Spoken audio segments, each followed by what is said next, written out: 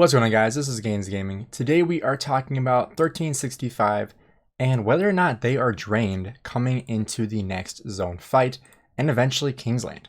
And I know one argument has been that they've been drained since the beginning of KVK, since their last KVK, which is definitely fair. I think they had a very tough KVK before this and they probably are not at full power, but we actually have the stats from this entire KVK and we are going to be diving into how each kingdom has performed, as well as their average top 300 by power and how they have performed in this KVK. So I believe this was actually created by 1960, someone named Real Mammer. So huge shout out to them and huge shout out to Stody for actually sending this to me in Discord. So this is giving kingdom performance analytics where you can choose the kingdom in this KVK and take a look at the total stats. So here we have 1365 as the first kingdom. So we can see this is actually updated as of today, December 24th. And so this is including our last fight during Mightiest Governor, where, 1365 was building flags, trying to burn our flags. At the end of the day, all their flags got burned down that they built, and, Water Camp kind of just put them back where they were before.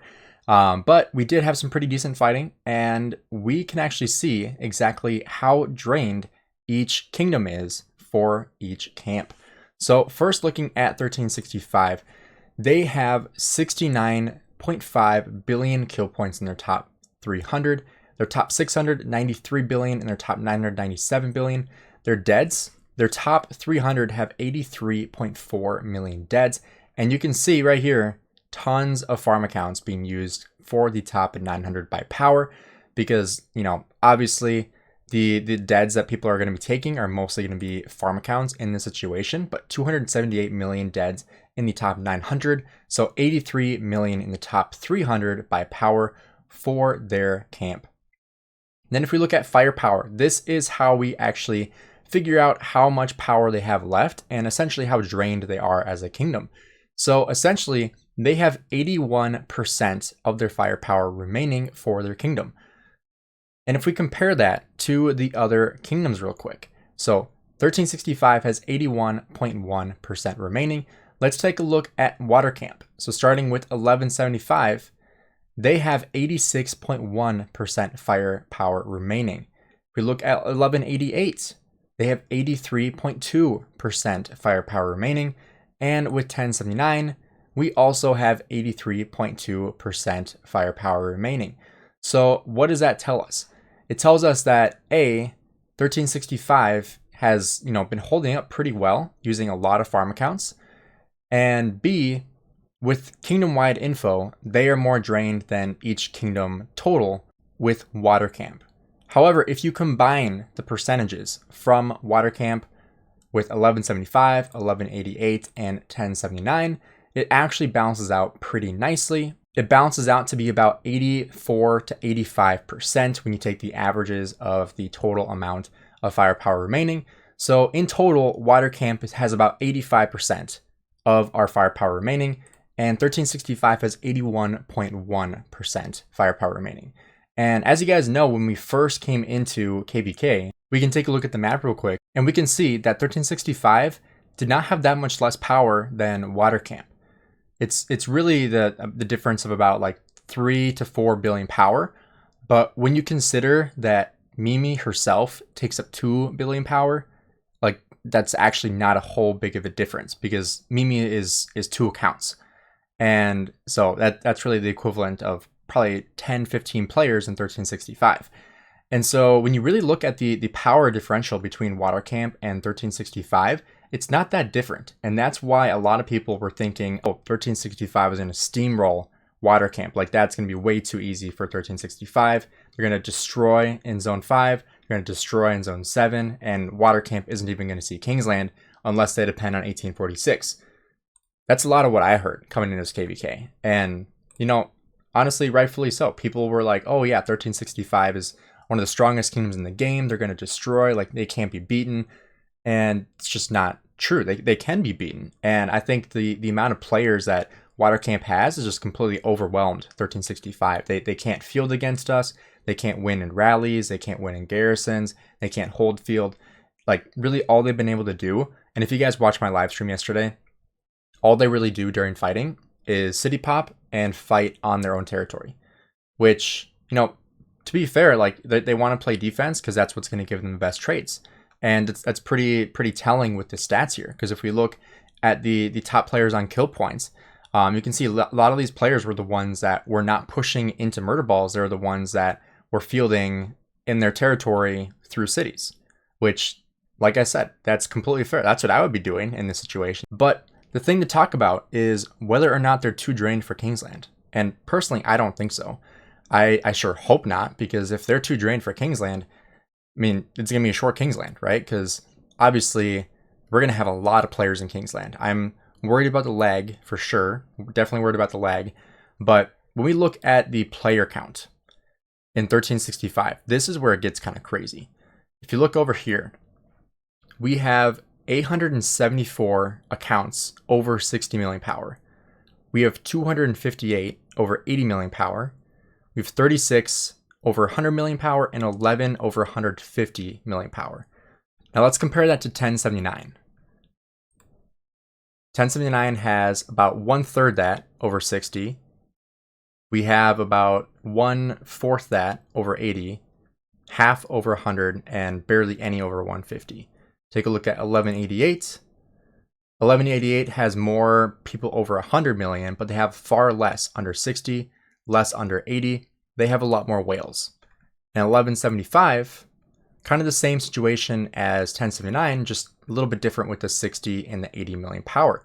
So when you really look at it, like the difference in power between 1175, 1188, and 1079 between 1365 really isn't too drastic. So when a lot of people say that 1365, like it's understandable that they're losing, I don't really think that's an excusable situation, considering that the amount of players in the before category here, it doesn't really line up. Like it's not like we have 1,000 more players over 60 million power. It's roughly the same amount. I haven't done the exact math, but like just eyeballing it, it looks to be about the same, because 874, 371, 145, and 252, that should be winning with 1365.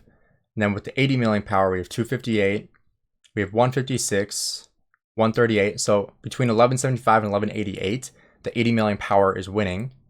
And then you add only 60 from 1079. Like, it's not that different in the grand scheme of things. It really isn't. So then we look at the average kill points. That's one thing I also want to take a look at, is the average kill points with each kingdom. And we'll get into 1846 and 2489 as well. We're just starting off with my side of the KVK fight. But with this side, we have, with 1365, the average kill points is 110 million. The average deads is 312,000. And this is kind of cool. You can see the above average kill points as well. So that means 238 players are above the average kill point of 110 million. And one thing that you need to keep in mind here, this is entirely skewed by these top performers, like George, for example, with 2.5 billion kill points already. Like that just completely drastically changes this number of the average. And like you can see, they have 12 players over 1 billion kill points already, and their average is 110. So keep that in mind. Then we take a look at 1079, just to show this drastic change. So the top kill point, 2.5 billion, 12 players over 1 billion kill points, average is 110 million. And we look at 1079, and you might think like, oh, well, their average is way lower. They're underperforming by a ton. But then you look, our top kill points, far under 1 billion. And our 12th place is almost me, is Mr. Mitch at 369 million. So their 12th has almost a full billion more than our 12th. So it really shows like how this average is skewed, because we don't have really anybody pulling up the average. So then you also have to look into the above certain kill point category. We only have 4 players over 500 million kill points right now.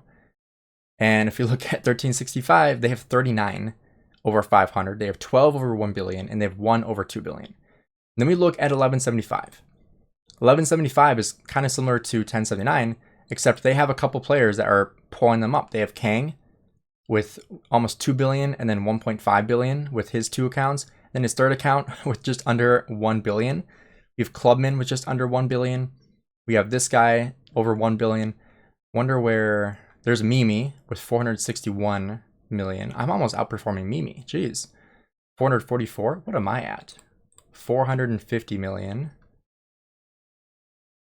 Yeah, so Mimi only has 100 million more kill points than me. That's kind of shocking. Then we look at 1188. Very similar. 11 players over 500, 2 over 1 billion. Same thing. It's not really pulling down the average. But you can see here the average kill points, 246. Only 68 above the average. And so when you really look at the numbers, you can see exactly how it's pretty even between the contribution between these kingdoms with what the fighting ability has. And so when you look at this 110 million average with these players pulling up the numbers, that means there's a lot of players that are pulling down the average between being under 100 million. And obviously they have a lot of players, 874 under or over 60 million power. Like they have a lot of players, and the average is only 100 million. That's kind of shocking to me that it's that low for that many players. And considering you have people that are pulling it up, because if you took out like the top 2 players, their average would probably go down to like 80 to 90 million, taking out these 2. So it kind of shows you how drastic it is when you take out the super high performers, skew the mean essentially. If you guys know anything about statistics, you know that super high numbers and super low numbers can definitely skew the numbers. And so when you really look at the numbers between this, it really showcases how 1365 is not really performing as well as they should be when you consider how well 1175, 1188 are performing, and then 1079 is performing really well considering we are the weakest by far in this KVK. A lot of people wrote us off saying that we weren't going to do anything, but we've been performing pretty well for as weak of a kingdom as we are in the grand scheme of things in this KVK. So now I want to talk about 1846 and 2489, because I know a lot of people are interested in these 2 kingdoms as well, and I definitely am as well. And if we look here, 1846, they have quite a bit of players too. This is actually pretty on par with 1365 with the amount of players that they have. And if we look at 2489, they have a lot less players. They have more high power players, but they have less players in general, which is one reason why I was talking about how I think 1846 has the edge on 2049. And, it kind of shows with the numbers. But if you look at firepower, 2049 is actually winning with firepower. 1846 is the most drained kingdom in this KVK so far, with 80.9% firepower remaining. 2049 with 83.2%, on par with 1079 and I believe 1188. We are all at the same exact percentage. So the 2 most drained kingdoms in this KVK are 1365 and 1846. The least drained is 1175 and 1188, 2049, and 1079 are all in the middle pack at 83.2%.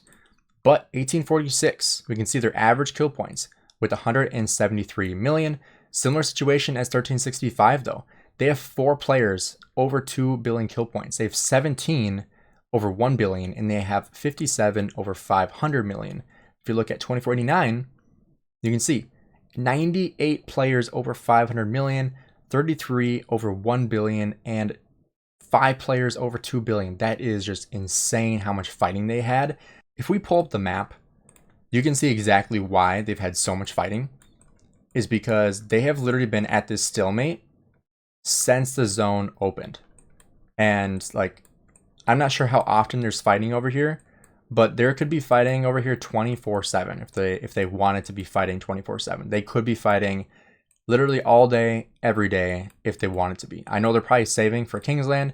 I'm sure there was some fighting, for MGE and that kind of stuff, but they've had so much fighting over here. Like, it's just crazy how much fighting they've had. And it seems like 1846 kind of pulled out of the zone a little bit. They deleted a lot of forts, and started going into the zone 7, which makes a lot of sense. That's what I would prefer. But if we pull up the numbers here again, the average kill points is 491 million. That is just absurd, guys. If you guys don't know how insane this is, like, dude, That is crazy. And, you know, they are just as drained as 1188 and 1079, which is not much. But this is just an insane amount of average kill points. And obviously, like, you have 5 players over 2 billion, you have like 33 players over 1 billion. You're going to have a high average, obviously. But, you know, just their average count is lower. Their player count is lower. They have almost 200 over 80 million. They have 55 over 100 million and 14 over 150 million. And 150 is like uncapped. That could be Baba, like that includes Baba, obviously, with 2049. And, you know, that's just insane. And, you know, these numbers, it showcases that like 2049 is kind of balancing out how poor 1365 is performing, because 2049 is kind of pulling up the slack there. So even though that zone looked like a stalemate, 2049 won for sure in terms of how much power they drained 1846 and how much they have left. 1846 definitely more drained. But on the bright side, they are paired with Water Camp. That is a lot less drained than 1365. So that's one thing you have to take into consideration, is that both sides of this KVK are coming into Kingsland pretty balanced out. 1365 is coming in more drained than most other kingdoms, and 2049 is coming in with a lot of power. And 1846 is the most drained in this KVK, but 1175 is the least drained. 1188 and 1079 are just as drained as 2049. So, you know, it really balances out. If I had to say what side still had an edge, I would say Water in 1846 still had the edge in this KVK. And that's just because of how we performed against 1365, with just pretty much obliterating them in Zone 5 and then not being able to really do anything against us. So this next zone will be pretty crucial in what I think will be kind of the start of the invasion of this zone before Kingsland. Because if we invade this zone, if we can push through this pass and we invade this zone and we can take out these 2 passes potentially, I'm sure they're going to fort build to protect the passes, but if we could potentially take out these 2 passes going into Kingsland, or even just one of them, if we could take out this pass going into Kingsland, that would drastically change their ability to perform in Kingsland. Because if we can take out one of their entries into Kingsland and close out their territory to just this top 3 passes, that would literally just cut off half of their Kingsland. Almost, like probably 33% of their Kingsland will be gone. Really 25%, because, you know, 1/4. But, you know, just the way it's mapped out, like if you take a line right here, this is about 33% of Kingsland that they'd have control of immediately. And we'd obviously start building this way with these 2 passes and just cut them all off. And then these ones would just start building right to the Zig and have a clear shot at victory. So this KVK has been a lot of fun so far. So make sure you guys don't miss our live stream covering this pass invasion. And then eventually we will have Kingsland on December 30th as well. So make sure you guys don't miss that. Really hoping for a nice long fight, because I still want to hit 5 billion kill points this KVK. So hopefully we can hit that goal. Thanks again for checking out the video. Let me know what you guys think in the comments below about draining 1365 and how each kingdom has been performing. Let me know down below. Looking forward to hearing what you guys say. Thanks for checking out the video. Have a great rest of your day.